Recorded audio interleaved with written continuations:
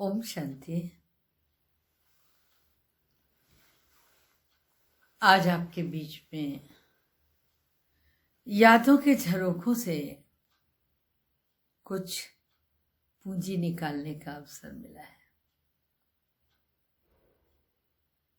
मुझे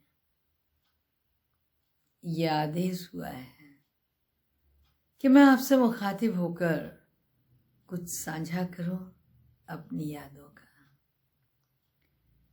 आध्यात्म के इस पथ पर जब ये सफर शुरू हुआ था तो लगभग 6 वर्ष की आयु थी।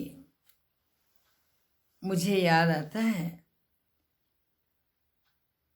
1960 में हम लोग फूलों की वादियों में देहरादून में थे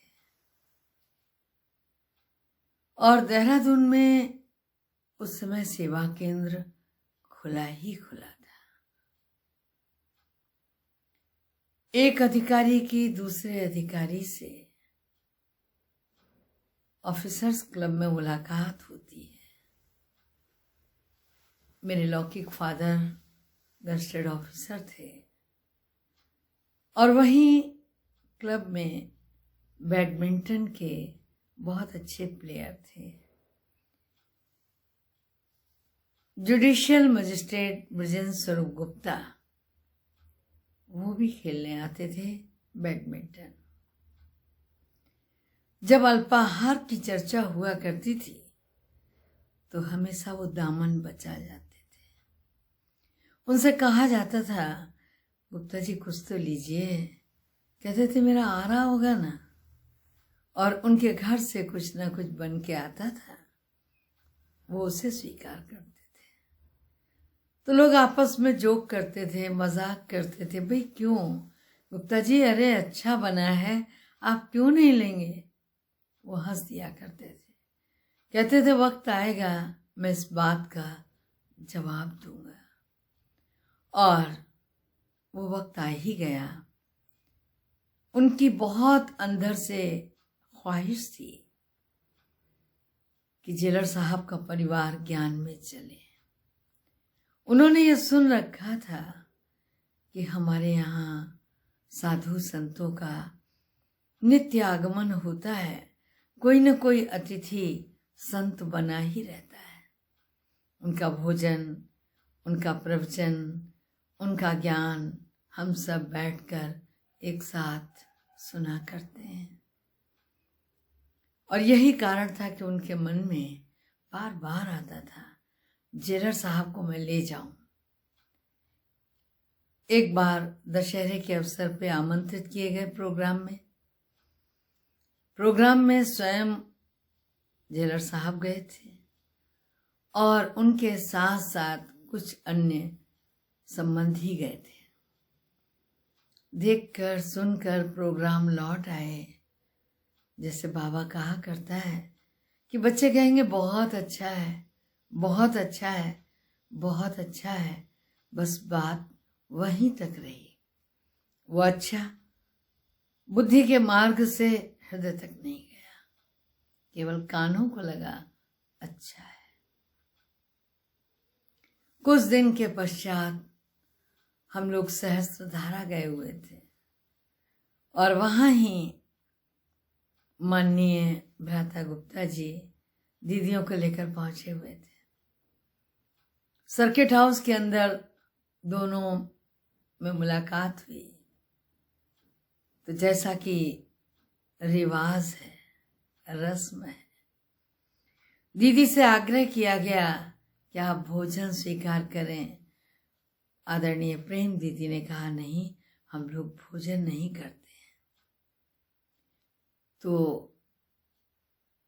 लौकिक बुआ जी थी मेरी, उन्होंने कहा भला क्यों, हमारे यहाँ तो बड़े बड़े संत खाते हैं, आप क्यों नहीं खाएंगे।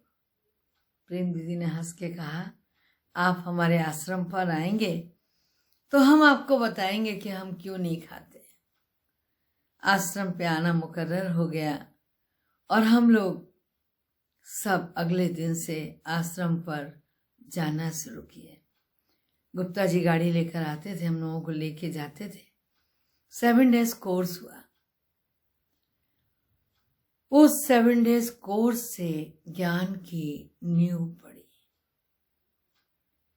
साथ साथ पढ़ाई लिखाई चलती रही। कुछ चीजें ऐसी हैं जैसे बाबा कहता है, ज्ञान, योग, धारणा, सेवा, चारों विषय का कहीं ना कहीं मानस पर असर तो होता है। दीदी का आह्वान करके दीदी को अपने यहाँ बुलाया गया जब 7 डेज कोर्स हो गया। दीदी सादर आमंत्रित थे, आए भी, बात को रखा उन्होंने। दीदी के आगे एक बड़े से चांदी के थाल में फल रखे गए, नया चक्कू रखा गया। दीदी ये तो स्वीकार करेंगी। दीदी ने बहुत प्रेम से कहा, नहीं, हम फल भी नहीं लेते। अब बहुत आश्चर्यचकित होने की बात थी। ये धारणा है, पहले हमारी बड़ी बड़ी आदरणीय दीदियां, ये धारणा आज भी है, लेकिन इतने दृढ़ता के साथ उसे पालन करना, जिसका प्रभाव निस्संदेह बहुत बड़ा। कि हमारे यहाँ इतने बड़े बड़े लोग भोजन करते हैं, लेकिन हमारी दीदी ने बिल्कुल कुछ नहीं लिया। और वो उनकी धारणा, उनके स्वरूप का जो प्रभाव था, उनके योग का जो प्रभाव था, बहुत अधिक बड़ा। यहाँ तक कि बहुत अधिक क्रोध करने वाला व्यक्ति, एक तो जेल का मुहकमा और उसमें कैदियों से रोज की बातचीत, मुजरिम से पाला, कभी मारा, कभी उन्हें ऐसे ही बंद करवा दिया। तो मशहूर थे जेलर साहब, बहुत गुस्सा करते हैं। मुझे याद है बचपन में जवाहरलाल नेहरू ने उन्हें, माननीय पूर्व प्रधानमंत्री रहे वो, एक मुआयने पर आए थे और उन्हें हाथी दांत की एक स्टिक दी थी। उनके अनुशासन को, उनके प्रबंधन को देखकर तो हम सब हंसा करते थे कि इनके गुस्से को देखकर दिए। एक निशानी थी वो उनके अनुशासन के नाम पर। तो ये जो चीजें हैं, जब दीदी ने समझाया कि नहीं, बिना गुस्सा किए भी तो अनुशासन हो सकता है, उसके लिए ट्राई करना शुरू किया। कुछ ही दिनों में हम लोगों का ट्रांसफर बरेली हो गया। बरेली में कोई सेवा केंद्र नहीं था, तो घर पर ही योग का अभ्यास और मुरली का अध्ययन होता था। आदरणीय दीदी का आह्वान फिर किया गया, बरेली आए और बरेली में हमारे यहाँ ही निवास किया उन्होंने। तो भोजन भी यहीं बनना था। अगाध खुशी, इतनी प्रसन्नता शायद कभी हुई हो जितनी प्रसन्नता उन दिनों हुआ करती थी। और दीदी भोजन बनवाते थे, खुद भी स्वीकार करते थे और सब भी स्वीकार करते थे। इतना बेहद का आनंद।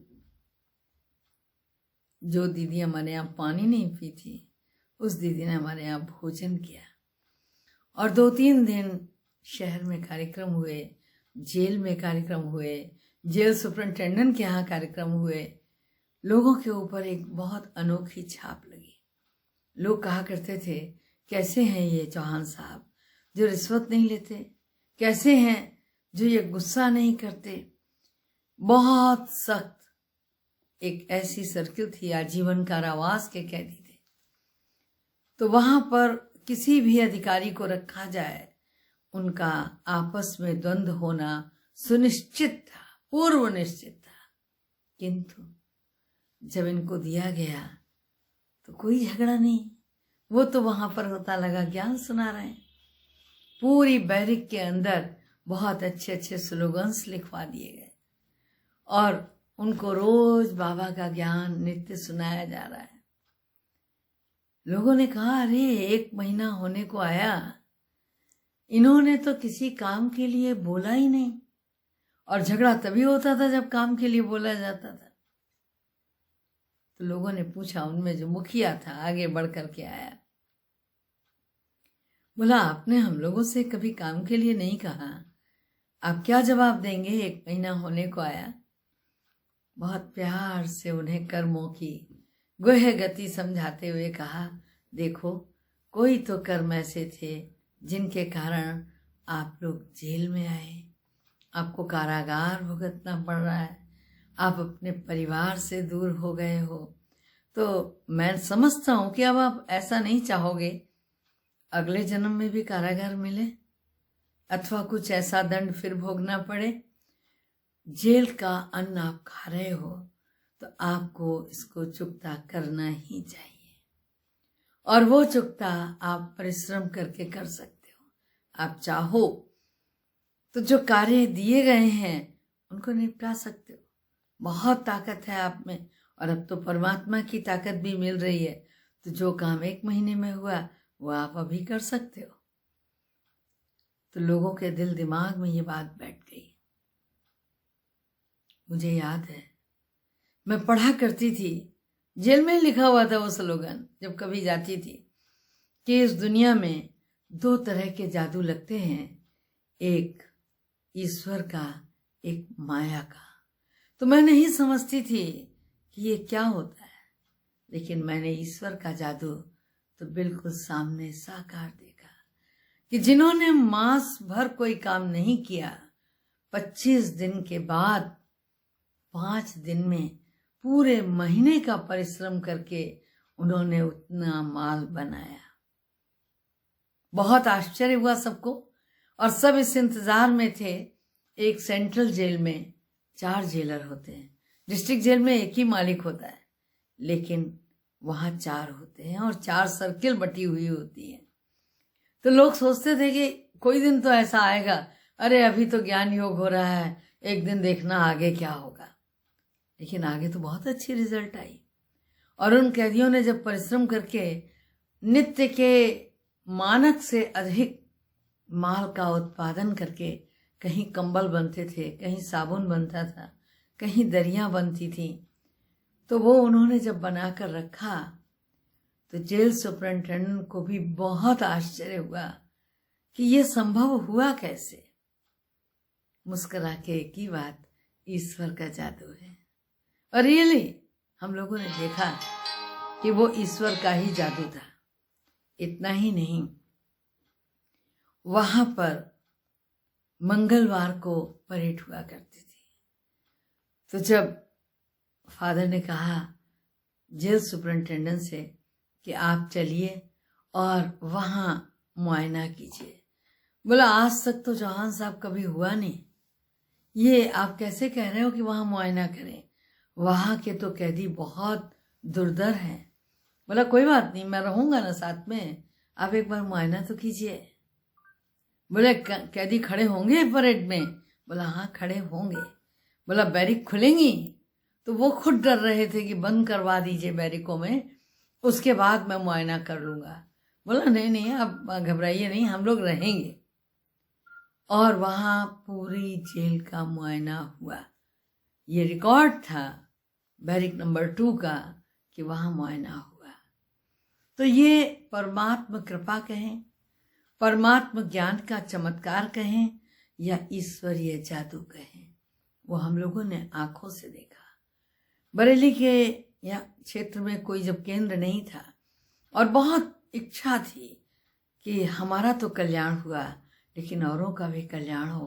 कुछ दिन बाद गुप्ता जी भी वहीं आ गए, 1 से 2 हो गए।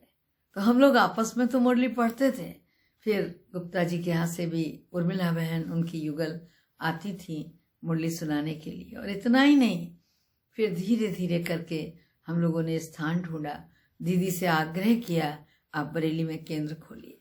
कौशली दीदी आई, पहला केंद्र वहां खुला। तो बरेली के केंद्र की नींव डालने में ये 2 महारथी थे। इसके अतिरिक्त हम अगर आगे बढ़ें, कहानी बहुत लंबी है। हम लोग सुल्तानपुर आए, और सुल्तानपुर सैनिटोरियम जेल मानी जाती है, जहां प्राय टीबी के कैदी रखे जाते हैं। जेलर और डॉक्टर का बंगला साइड से था। वो डॉक्टर कुछ ऐसी दवा लेते थे मदहोशी की कि उन्हें खुद होश नहीं रहता था क्या कर रहे हैं क्या नहीं कर रहे हैं। लोगों को लगता था ये जेलर साहब आ गए, इनकी ख्याति बहुत पहले पहुंच गई थी कि ये कुछ लेते देते नहीं। अब जेल में हर आदमी सोचता था कहीं तो ये टिकेंगे, अगर दूध में नहीं लेंगे तो अंडे में लेंगे, अंडे में नहीं लेंगे तो मक्खन में लेंगे, कहीं तो कुछ ये अपना शेयर लेंगे। लेकिन नहीं लेना है तो नहीं लेना है। लोगों ने कहा कोई युक्ति करो कि इनका जल्दी ट्रांसफर हो जाए, इनको दोनों को भिड़ा दो। और उसके खिलाफ उन्होंने मेडिकल ऑफिसर को बोलना शुरू किया। मेडिकल ऑफिसर मेंटली प्रिपेयर हो गया कि मुझे इनसे पंगा लेना ही है। और वो हमसे क्या, सबसे पहले उसने अपनी वाइफ से मारपीट की। बहुत बड़े फ्लैक्स शू कंपनी के मैनेजर की बेटी थी। उनको जब उनके साथ इस तरह का व्यवहार हुआ तो निश्चित है, पड़ोसी थे हम, बोलना ही था। किसी ने भी उनको हाथ नहीं लगाया। उनकी सुरक्षा का प्रबंध किया गया। उनके घर के चारों ओर सिपाही लगा दिए गए और उनको पकड़ के एक रूम में बंद कर दिया गया। उनके घर खबर कर दी गई। उनकी मिसेस के परिवार वाले आए, बेटी को सुरक्षित ले गए। अब उसके बाद और उपद्रव, क्योंकि वो अकेले रह गए थे, तो उनके परिवार वालों को बुलाया और बहुत प्यार से उनको सौंप दिया गया। लोग यही सोच रहे थे कि कब ये आपस में द्वंद्व युद्ध करें, कब हम लोग कंप्लेंट करें और कब इनकी विदाई हो, मगर ऐसा कुछ हुआ नहीं। तो हमने ये देखा कि ज्ञान जब आचरण में उतरता है तो कितना मनःशक्ति, मनोबल संपन्न हो जाती है और किसी भी परिस्थिति का सामना सहज किया जा सकता है। तो ये एक जीवन के सामने जीवंत उदाहरण थे कि कुछ भी हो जाए, अगर हम सत्य मार्ग पर सत्य बाप की उंगली पकड़कर चल रहे हैं तो हमारा बाल बांका भी होने वाला नहीं है और सफलता हमको मिलनी ही मिलनी है। तो इस तरीके के बहुत से अनुभव, हम लोग कानपुर गए, वहां भी जेल मिनिस्टर मुआयने पर और हम लोग क्लास में मुरली सुन रहे थे। कुछ नहीं तो न्यूज़पेपर की एक बात, एक लाइन न्यूज़ बन गई कि जेलर साहब सत्संग में ब्रह्मा कुमारीज के यहाँ और जेल में मुआयना। नो प्रॉब्लम, आप प्रेम से करिए। तो ये सब चीज़ें जो सत्य पर टिका होता है, उसके लिए सोते जगते उठते बैठते निर्भयता वरदान के रूप में मिलती है। जो कि हम लोगों को भी बाहर बंगलों में जगह जगह रहना पड़ा, बहुत स्थानों पर ट्रांसफ़र होते रहे, क्योंकि न लेने वाले के ट्रांसफ़र प्रत्येक वर्ष हुआ करते हैं। लेने वाला तो एक ही स्थान पर कई सालों तक टिका रहता है, लेकिन हम लोग बराबर परिवर्तनशील रहे, जगह जगह नए नए चेंजेस देखने को मिलते रहे। बाबा पर आस्था और सुदृढ़ होती रही। गुरुवार और रविवार तो क्लास मिली जाती थी, कभी भोग के नाम पर तो कभी छुट्टी के नाम पर। उससे भी बड़ा आकर्षण था साकार बाबा के पत्र। साकार बाबा को जब पत्र लिखे जाते थे तो 5वें दिन उत्तर आ जाता था। हर 5वें दिन हम लोग लाइन में लगे रहते थे, वो लेटर किसके हाथ आए, बाबा का पत्र मेरे हाथ आए। और बड़ी ख्वाहिश रहती थी कि बाबा का जो पत्र आएगा उसमें अब की बार बाबा ने क्या लिखा होगा। मुझे याद है कि जब बाबा को लिखा कि बाबा ये मुझे बहुत परेशान कर रहे हैं, मुझे बिना लाइट का बंगला दिया गया है, मुझे बिना लाइट का, बिना कैदियों का, कमान का सारा जीवन गुजारना पड़ रहा है, क्योंकि कैदी आते थे तो हेल्प हो जाती थी। कोई नहीं, नौकर रखे गए और लोग रखे गए, लेकिन विदाउट एनी हेल्प सब चलता रहा। तो बाबा ने कहा बच्चे कभी भी भूल के नहीं लेना, और अगर बहुत ही जिद करते हैं तो उसको किताबें खरीदकर दूसरों की सेवा में लगा दो। कभी भी उसको स्वयं भोजन में किसी तरह स्वीकार नहीं करना। तो देखा हमने कि नहीं, लेने से जो साख बनती है वो बहुत अच्छी बनती है। सामना तो करना पड़ता है परिस्थितियों का, तो हम कैसे मालूम पड़ेगा कि विघ्न विनाशक हो गए? ये भगवान शिव के बच्चे हैं, विघ्न विनाशक हैं। विघ्न तो आएंगे ना, ऐसा नहीं कि विघ्न नहीं आएंगे, विघ्न आएंगे, मगर हम कैसे विजय पाते हैं वो हमारी दृढ़ता पर निर्भर करता है। हमेशा एक कक्ष बाबा के नाम पर योग का पहले बनाया गया और वहीं बैठकर हम सब सामूहिक रूप से योग करते थे। कानपुर में आदरणीय दादी जी का सानिध्य मिला तो बाबा की छाप तो मन के ऊपर थी ही। जब आदरणीय गंगे दादी का सानिध्य मिला, अद्भुत, इतनी खुशी होती थी कि गंगे दादी बाबा के उन आदि रत्नों में हैं जिन्हें सबसे ज्यादा संघर्ष करना पड़ा भगवान के प्रति समर्पिता बनने में। उनकी एक एक बात महावाक्य की तरह लगती थी। और आदरणीय विद्या दीदी गंगे दादी के साथ रहा करती थी। ये लोग समझते थे कि मैं पढ़ने लिखने कॉलेज जाने वाली बहन, अरे मैं कहाँ समर्पित होंगी, या ज्ञान की कितनी गहराई मेरे अंदर है। लेकिन बाबा का एक एक महावाक्य जैसे कोई अंदर तक डालता चला जाता हो। लखनऊ में गवर्नर हाउस में सम्मेलन हुआ तो बहुत शौक से मिलवाने के लिए गए माता पिता दोनों प्रेम दीदी से कि दीदी आपको याद है, ये वही छोटी सी बच्ची है और दादी के साथ प्रोग्रामों में जाती है, सेवा में रहती है, ऐसा वैसा। मैंने प्रेम दीदी के आगे बताया कि ये लोग उसके बावजूद भी शादी के बंधन में मुझे बांधना चाहते हैं। ये क्या बता रहे हैं आपको कि मैं सेवा कर, कुछ नहीं करूंगी सेवा एवा, क्योंकि इनके मिजाज जरा पूछ लीजिए। और मुझे मालूम था कि प्रेम दीदी अगर समझाएंगी तो उस बात को कोई भी काट नहीं सकता, क्योंकि मैं उनका समझाना एक बार पहले भी देख चुकी थी। एक ऑपरेशन होना था जिसके लिए उन्होंने मना किया और फिर उनकी हिम्मत नहीं हुई कि करा लेते। तो प्रेम दीदी ने उस दिन भी लखनऊ में खूब समझाया कि जेलर साहब ये क्या करने जा रहे हो, आप ब्राह्मण होकर के विकारी हत्याला बनाओगे, कसाई बनोगे। बहुत उनको ऐसे पिंचिंग वर्ड्स में समझाया और कहा अभी ले जाओ, दीदी और दादी दोनों कानपुर पहुंचेंगी, आप अभी इस बच्ची का हाथ उनके हाथों में सौंप दो। वहां से आए हम लोग, कर्फ्यू लग गया, रास्ते में रुक गए, मॉर्निंग में शोर मचा के किसी तरह कानपुर आए, विद्या दीदी को तैयार किया। युगलों की क्लास हो रही थी तो दादी ने पूछा कौन क्या देगा। क्लास कराते कराते विद्या दीदी ने धीरे से कहा जेलर साहब कन्यादान दे रहे। और जब ये बात आई, कहा क्यों जेलर साहब? बोले हाँ हाँ दादी वो तो आपकी ही है। कहने में क्या जाता है। तो जब ये बात आई कि आपकी ही है तो बोले फिर क्या, तुरंत दान महाकल्याण। दीदी आगे बढ़ के आई और बोली चलो दोनों लोग मिल करके दादी के हाथों में हाथ दो। तो उनका बड़ा योगदान रहा और उसी समय कन्यादान की बात हुई, दादी के हाथों में मेरा हाथ दिया गया। दीदी भी थी, मुझे याद है। वो घटना बहुत छोटी सी थी लेकिन मुझे बहुत पक्का कर गई। पीछे से खींचने वाले भी कम नहीं थे, बड़े बड़े महारथी थे जिन्होंने समझाया जेलर साहब ये कन्याएं जोश में आके पहले तो चली जाती हैं, बाद में वापस आ जाती हैं, फिर हम लोगों को झेलना पड़ता है। आप कहने में मत आ जाइएगा, जरा सोच समझ करके कन्यादान करिएगा।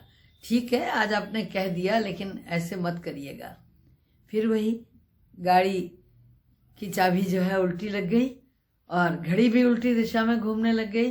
2 दिन 4 दिन आश्रम पर रही, फिर चलो घर चलो बहुत ज़रूरी है, कोई नहीं है, मेहमान आए हैं, फिर वापस। मैं कहूँ मैं नहीं जाऊँगी, दादी कहें चली जाओ, ये जेलर मेरा आश्रम पलट देगा, तुम चली जाओ, देखो क्या कहता है, सुन के आओ। तो इस तरह की ऊपर नीचे की स्थितियां झेलती रही, लेकिन मन के अंदर एक बहुत अटूट विश्वास था कि मैं भगवान को समर्पित हो गई हूँ। और जो भगवान को समर्पित हो जाता है वो हीरे की कनी हो जाता है। उसको अगर कोई स्पर्श भी करेगा तो वो अपघात करेगा, उसकी मृत्यु सुनिश्चित है। हीरा कभी चखा नहीं जाता। जो भगवान के गले का हार बन गया, जो भगवान को अर्पित हो गया, वो निर्माल्य हो गया। अब उसको आप किसी इंसान को स्वीकार नहीं करा सकते। ये मेरे अंदर एक अटूट विश्वास, एक ऐसा दृढ़ विश्वास बन गया था कि मैं बाबा की, बाबा मेरा। और वहां से फिर अनेकों उतार चढ़ाव आए, लेकिन मैं बाबा की, बाबा मेरा। और बाबा की समर्पिता बनी। आज बाबा के यज्ञ में हूं।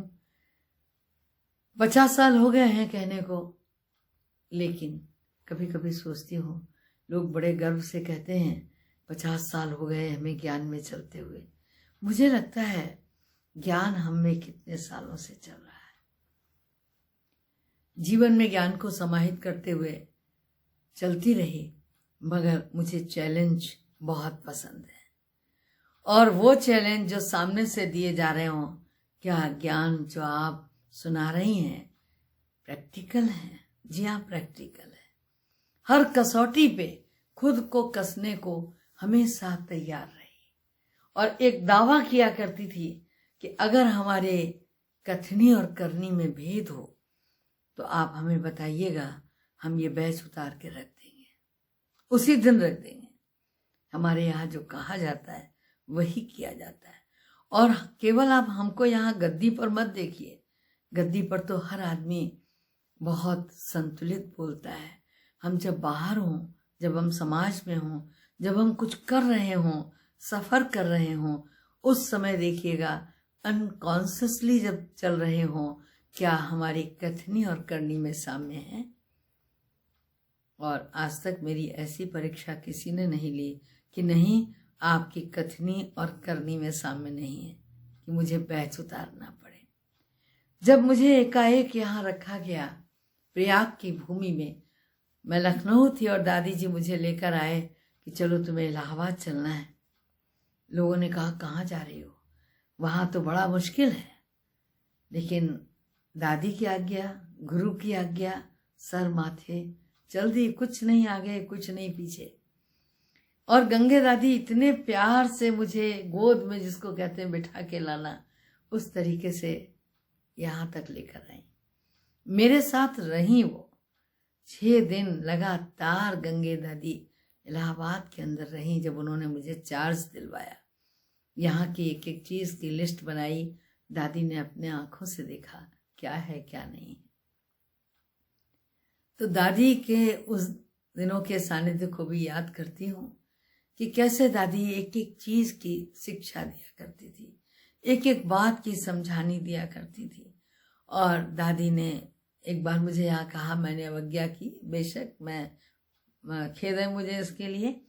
दादी ने कहा क्लास में, मनोरमा कुछ तुम कविता सुनाओ, कुछ सुनाओ। मैंने कहा नहीं दादी सॉरी, आप मुझे यहाँ मत कहिए। कुछ लोगों ने कहा बड़े गर्व से, यहाँ से हमारे 2 बहनें 3 बहनें विदा हो चुकी हैं, अब मनोरमा बहन आई हैं, क्या होता है। तो मैं हंसती थी कि डीएम ट्रांसफ़र होगा, रहेगा तो डीएम ही ना। अगर कोई किसी कारण से अपग्रेड भी हुआ तो एडीएम हो जाएगा, लेकिन चपरासी नहीं हो जाएगा। बहन अगर यहाँ से गई है तो बहन ही रहेगी, बड़े सेवा केंद्र पे नहीं, छोटे पे रहेगी।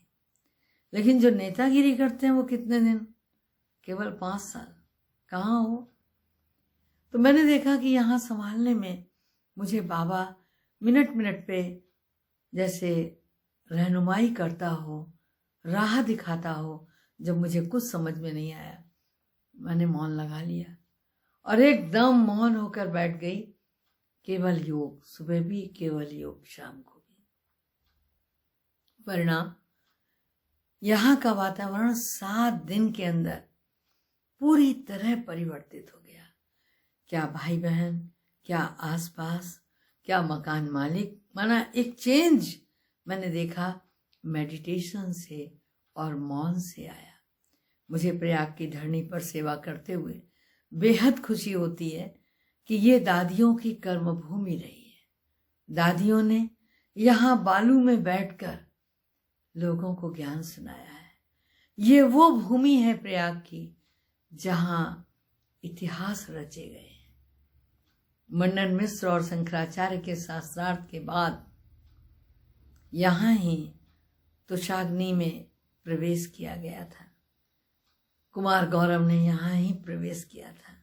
तो ऐसी बहुत सी चीजें हैं जो यहाँ विख्यात हैं और हमारी दादियों ने भूमि पर बैठ करके बाबा का ज्ञान सुनाया। ये वो जगह है जहाँ सबसे पहले निमंत्रण मिला। पटना का निमंत्रण यहाँ से मिला। कानपुर सेवा केंद्र खुलने का निमंत्रण यहाँ से मिला। तो प्रयाग की धरणी से दादियों को आदर सहित आमंत्रण मिला जो केंद्र खुले, और उसके बाद आमंत्रण पर ही केंद्र खुलेंगे, ये एक नियम बन गया। ये घटना पुरानी है, 1954 की है।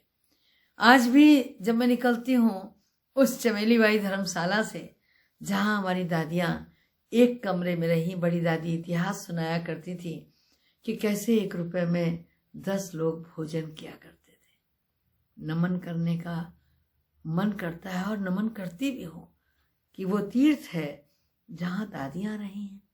मुझे याद है शुरू में एक बार मैं एक ब्लॉक बनवाना था शिव बाबा का, किरणों वाला एक ब्लॉक वर्क्स आया, इलाहाबाद ब्लॉक वर्क्स, वहाँ गई। सामने वाले सज्जन ने बड़े उससे पूछा वो प्रकाशमणि कहाँ है। मुझे बड़ा ऑड लगा और मैंने कहा, बड़ा मतलब अजीब सा हो गया मेरा मन, और मैंने उनसे कहा आप उन्हें कैसे जानते हैं। प्रश्न का उत्तर तो नहीं दिया, उलट के प्रति प्रश्न किया, आप उन्हें कैसे जानते हैं। तो कहने लगे बेटा तुम्हारी तरह थी जब वो यहाँ आई थी, आज की बात नहीं है, बहुत पुरानी बात है। मैंने उनसे पूछा, जिज्ञासा बढ़ गई। मैंने कहा फिर? तो बोले मैंने उनको 1 लाख पर्चे छपवा कर दिए थे, ये सेवा की थी निःशुल्क। तो मेरा मन श्रद्धा से झुक गया कि वाह रे प्रयाग की धरणी, और वाह रे ये शख्सियत कि जिसने उस समय दादी जी को, जब कोई ब्रह्मा कुमारीज को बहुचर्चित और बहुपरिचित के दायरे में नहीं रखता था, उस समय तो सेवाएं शुरू ही हो रही थी, और उस समय उन्होंने, दादी जी ने उस शख्सियत से इतने पर्चे छपवा लिए।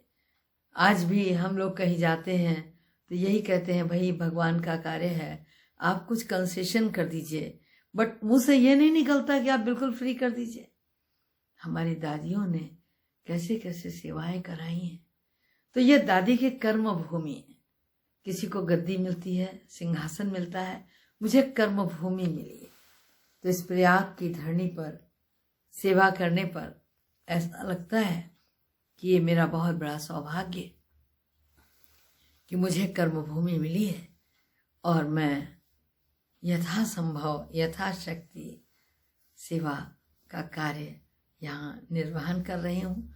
अभी तक लगभग 4 महाकुंभों में अपने ईश्वरीय विश्वविद्यालय का प्रतिनिधित्व किया मैंने, और हमारे महारथी भाई बहनों ने अपनी ज्ञान बरसात की। मैं शुक्रगुजार हूँ इस प्रयाग की धरणी के कि जहाँ मुझे प्रति वर्ष माघ मेले में सेवा करने को मिलता है, जो अपने आप का अनूठा अंतर्राष्ट्रीय मेला है, और हर 12 साल 6 साल में कुंभ में सेवाएं मिलती हैं जो संपूर्ण विश्व की होती हैं। तो मैं दादी की शुक्रगुजार हूँ जिन्होंने मुझे यहाँ रखा और सेवा के निमित्त बनाया। ओम शांति।